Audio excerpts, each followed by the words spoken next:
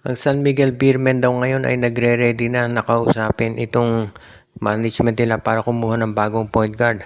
Dahil mukhang official na itong si Chris Ross ay kanilang pagre-retiruhin.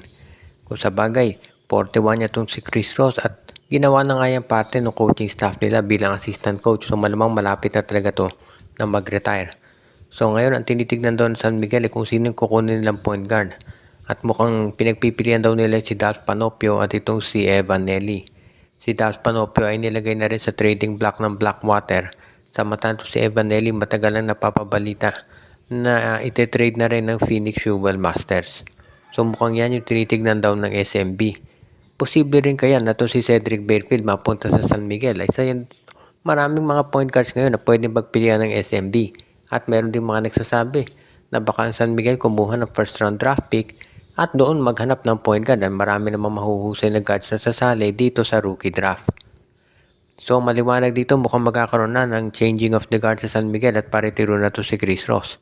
Alam natin medyo mahirap punuan yan dahil ito si Chris Ross. Of course, alam natin isa sa pinakamahusay na point guards dito sa San Miguel.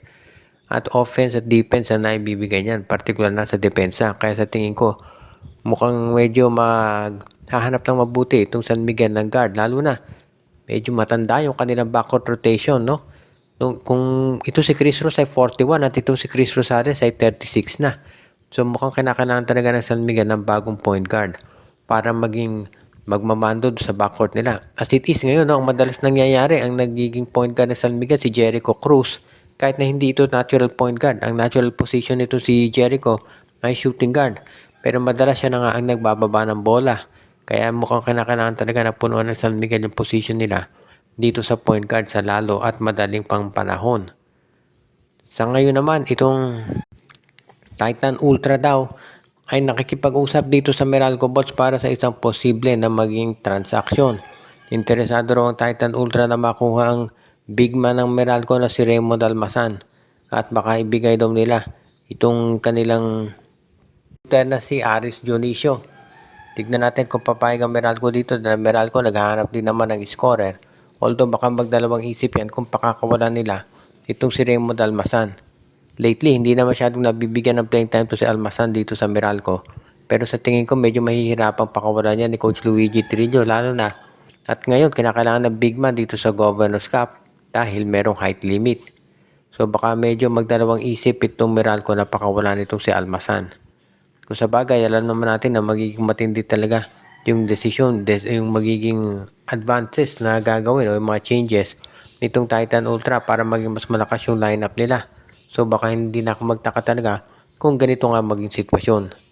Kung sa bagay, ito namang Meralco, isa rin yan sa mga teams na nagre-ready raw na gumawa ng hakbang at para palakasin yung kanilang lineup. Kaya naman kung sakasakali, no, sa tingin ko magiging maganda rin sa Meralco kung talagang gagawa nga sila ng ganitong move. Pero syempre, of course, alam natin na hindi magiging biro yan para dito sa Meralco Bolts. Lalo na at alam natin na itong Meralco naman talaga ay determinado na makagawa ng mas malaking movement dito sa darating na season para mas mapalakas yung team nila. Pero of course, alam din natin na itong Titan Ultra, isa rin yan dito sa mga teams na gustong gumawa ng big move.